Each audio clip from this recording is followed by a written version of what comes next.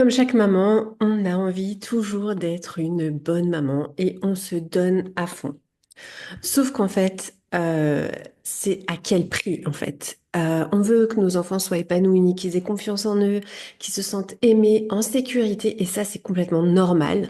Mais est-ce que tu, euh, tu t'es déjà demandé à quel prix en fait on essaie d'être cette maman idéale? Parce qu'en fait, si tu ressens de la fatigue, de la culpabilité, un sentiment d'impuissance et que tu te demandes si tu fais assez, si tu fais bien tout le temps, alors il est temps de vraiment te pencher sur tes vrais besoins en tant que maman. Et pas juste ceux de tes enfants, les tiens aussi. Et je sais qu'on n'arrête pas de l'entendre, on n'arrête pas de l'entendre, de dire, mais en fait, une maman, elle a besoin de repos, elle a besoin de repos. Et t'es là, mais quand est-ce que je prends du repos? Le problème, en fait, c'est que tu donnes tout, mais que tu t'oublies complètement. Et je vais pas, je te dis pas ça pour te culpabiliser, pour te jeter la pierre, parce que j'étais pareil, en fait. Je vois tellement de mamans qui portent sur leurs épaules. Alors, elles gèrent tout parfaitement. Elles gèrent le quotidien, l'école, les repas, les disputes, les émotions des enfants. Elles veulent trop bien faire. Elles lisent plein de conseils. Elles testent plein de méthodes. Elles s'adaptent. Elles se remettent en question. Elles culpabilisent quand elles craquent. Et en fait, tout ça, ça paraît vraiment super, mais en fait, elles arrivent à un point où en fait, elles ont plus d'énergie, plus de patience, et parfois même plus de plaisir à être maman. Et peut-être que toi aussi, t'es cette maman, en tout cas moi je l'ai été, cette maman où j'avais vraiment plus de plaisir. J'avais plus de plaisir à faire des repas, j'avais plus de plaisir à prendre un bain, j'avais plus de plaisir à jouer avec mes enfants. J'avais juste envie que fermer les yeux et rouvrir les yeux et qu'il se passe 10 ans et que du coup ça aille déjà mieux. Sauf qu'en fait ça se passe pas comme ça, parce que si ça avait été le cas, eh ben, j'aurais perdu la relation avec mes enfants. Mais bref. Et tu es peut-être dans cette situation et que toi, tu ressens cette fatigue constante. Et en fait, tu penses que c'est normal parce que c'est ton rôle. Tu penses que c'est normal parce que, ben voilà, toutes les mamans sont fatiguées tout le temps. Tu es souvent dans le doute et en fait, tu te demandes si tu fais bien. Et tu penses que c'est OK parce que c'est bien de se remettre en question, parce que c'est bien de réévaluer les choses. Et effectivement, c'est cool, hein. Sauf qu'en fait, ben, les doutes font que tu culpabilises et que du coup, tu es fatigué, agacé et que tu as envie d'être seule. Et puis quand tu as envie d'être seule, ben, tu culpabilises. Alors du coup, tu vas te bouger pour dire non, il faut que je passe du temps avec mes enfants. Mais tu es avec tes enfants et puis en fait, t'en peux plus. Bref, tu mets tout en place pour tes enfants, mais toi, tu passes après coup. Et franchement, si tu es dans cette situation-là, il y a quelque chose qui a besoin de se changer. Et il n'y a pas d'urgence pour les besoins de tes enfants. Tu es en train de te dire, hein, moi, c'est exactement ce que je me disais. Je me suis dit, ouais, mais si je suis pas assez présente, alors leurs besoins seront pas répondus. Du coup, ça va en faire des enfants qui sont émotionnellement instables. Et du coup, on doute. Et du coup, on essaye d'être toujours là, toujours au taquet, toujours présente parce qu'on est dans une idée de performance. Mais en fait, c'est horrible de faire ça. C'est horrible parce qu'en fait, du coup, tes besoins sont mis après. Et surtout, on se rend pas compte que des besoins, c'est sur le long terme, en fait. Et que clairement, on peut pas répondre à un besoin de nos enfants si nous, nos besoins ne sont pas comblés non plus, en fait. Tu vas vouloir être présente, mais tu seras pas vraiment présente. Tu vas culpabiliser ou tu vas te dire, bah, ok, j'ai fait le choix qu'il faut, mais finalement, bah, dès que tu auras un peu d'ingratitude en face, ben, tu dis, purée, et franchement, j'ai fait un effort, j'avais pas envie de faire ça, j'avais juste envie de me faire un épisode dans mon lit tranquille. Et finalement, je dis non, il a besoin de jouer, je vais aller jouer avec lui. Et finalement, tu as un petit truc qui va se passer, tu vas te sentir pleine d'ingratitude et en disant ouais, ça sert à rien et tout ça. Et finalement, ça va gérer de la frustration et de la rancune. Et finalement, tu vas t'abîmer toi-même. Et finalement, euh, par ça, on va créer la chose qu'on ne voulait surtout pas créer avec nos enfants. Bref. On a des vrais besoins en tant que maman. On a besoin d'avoir confiance en nous. Et ça peut pas se faire si on est tout le temps en train de douter, tout le temps en train de tout remettre en question, tout le temps jamais sereine parce qu'on n'arrive pas à s'appuyer sur quelque chose qu'on a décidé en fait. Et du coup, dès qu'on va voir un conseil extérieur, dès qu'on va voir autre chose, on va dire, ah oui, il faudrait que je fasse ci, il faudrait que je fasse ça. Et on va voir tous les manquements éventuels qu'on a, mais jamais les choses bien qu'on fait en fait. On a besoin de temps pour soi et c'est pas juste 10 minutes sous la douche en vitesse. C'est vraiment du temps. Parce qu'en fait, si on est complètement vide, on peut pas se donner avec joie et persévérance et patience avec nos enfants. En fait, c'est juste pas possible. Aujourd'hui, je te parle, je suis maman de 8 enfants qui ont entre 21, presque 21 ans. et 7 ans. Et clairement, j'ai 2 à 3 heures par jour où je suis tranquille et où je peux faire ce que je veux. Dans ces temps-là, j'ai pas besoin de ces 3 heures-là. Parfois, je vais jouer avec mes enfants, je vais faire plein de trucs, etc. Mais j'ai du temps pour moi beaucoup et je suis pas en mode panique. Et c'est parce que je l'ai créé, parce que j'ai fait grandir ma confiance en moi, parce que j'ai aussi arrêter de culpabiliser et de voir qu'il y avait tout le temps 20 000 besoins de mes enfants à répondre et dit en fait non, je fais ce que je peux. Et tu sais quoi, magiquement, le moment où je me suis dit, bah en fait, euh, la culpabilité elle m'empêchait de me poser les bonnes questions et que il fallait que j'accepte que je pouvais pas tout faire parfaitement.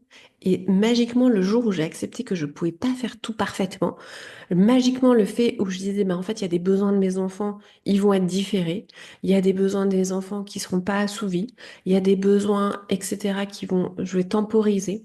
Et ben, mais que j'étais OK avec ça à l'intérieur de moi, ben, en fait, c'était magique. Mes enfants se sentaient plus sécures. Mes enfants se sentaient mieux.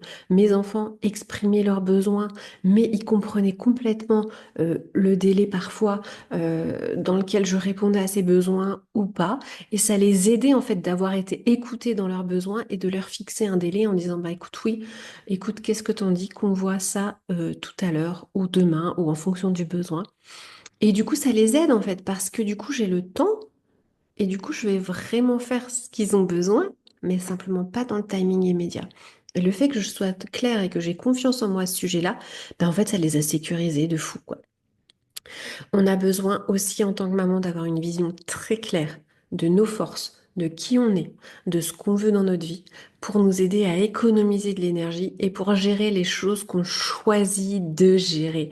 Et pas de tout le temps en ayant l'impression que notre vie, elle nous est imposée et que finalement on est juste esclave des choses et des événements qui arrivent dans la journée, mais qu'on puisse avoir un pouvoir décisionnel. Et personnellement, j'y suis arrivée, j'ai fait des choix drastiques parce que j'ai aussi une big famille, mais j'ai fait ces choix pour. Ben, je te dis pas que je suis pas esclave des fois, hein, parce que ben voilà, on a un rendez-vous chez le médecin, ben c'est pas toujours choisi et c'est pas très agréable, ben, on y va quand même. Mais j'ai vraiment, on peut construire notre vie en étant dans le slow, quoi. Et c'est ok. Et en sachant exactement ce qu'on a envie de construire avec nos enfants, est-ce qu'on ne veut pas construire, ou ce qu'on aimerait bien construire, mais que c'est pas possible en fait, tout simplement. Et enfin, le cinquième besoin dont on a besoin vraiment avec nos enfants, c'est d'avoir des relations saines avec eux. Et en fait, je vais pas te dire que du coup, il va y avoir une journée sans conflit, hein, c'est un peu utopique, mais d'avoir une relation où on n'agit pas tout le temps sur le stress, où on a vraiment mis en place une gestion de notre stress qui est efficace, qui va servir, que l'enfant va aussi intégrer et qui va aussi intégrer pour lui et d'avoir vraiment une relation où on est proche de nos enfants pour que justement on puisse exprimer les moments où bah, en fait ça va pas là, je suis en plein stress et là je suis trop fatiguée et ben écoute, je peux pas, je suis pas disponible pour toi en fait, ce n'est pas possible.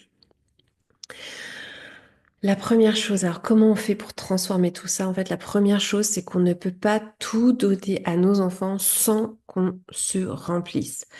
On n'est pas une pile qui est non rechargeable et qui va durer toute sa vie. Alors, je sais que c'est des banalités ce que je dis, je sais qu'on le sait, mais en fait, parfois, on a quand même l'impression qu'on peut faire ça.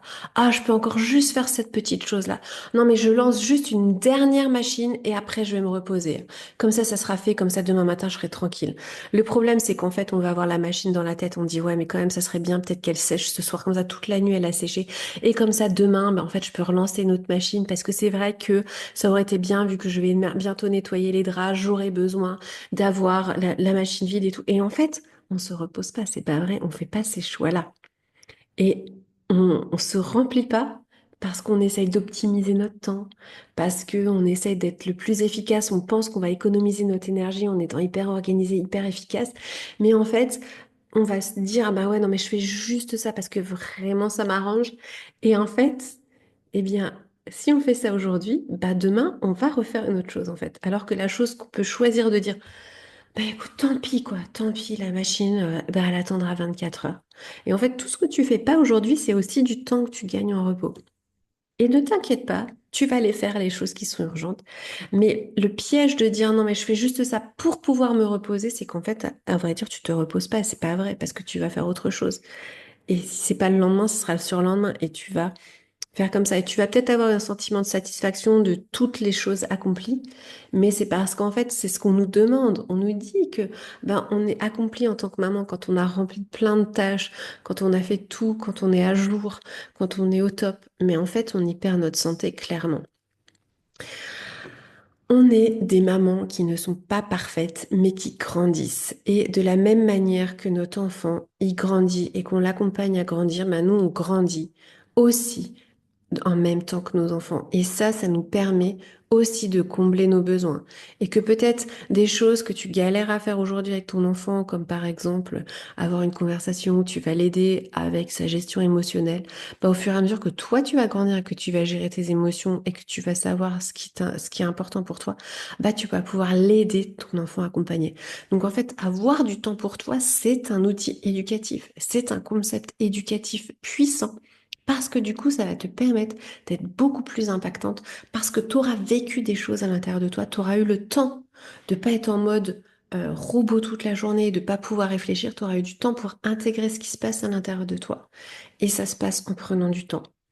Et du coup, tu vas vraiment pouvoir accompagner ton enfant et bien être l'adulte de demain parce que toutes les réflexions que tu vas lui proposer d'avoir, tu les auras déjà eues parce que tu auras pris ce temps pour toi. Et parce que pour prendre ce temps pour toi, tu auras posé des limites. Et si tu as besoin de te faire accompagner parce que tu sens que tu tournes en rond, parce que pour toi tu dis, mais en fait je ne vois pas où je peux faire un tri, je vois pas ce que je peux arrêter, je vois pas, je suis en mode fonctionnement comme ça tout le temps, mode robot, je suis épuisée, je sais qu'il faut que je passe du temps pour moi et je ne peux pas. Et j'ai envie de te dire, passer du temps pour toi, c'est éduquer l'adulte de demain. Et si tu as besoin d'être accompagné, écoute, réserve un appel découverte avec moi. C'est gratuit le premier. On prend ce temps-là, on te donne des pistes, on trouve des pistes qui te correspondent à toi. Tu fais ton premier pas, qui sera certainement très courageux. Et après, tu vois si tu as envie de continuer avec moi ou pas. Mais en tout cas, le premier rendez-vous, il est toujours sans engagement. Voilà. Merci beaucoup de m'avoir écouté.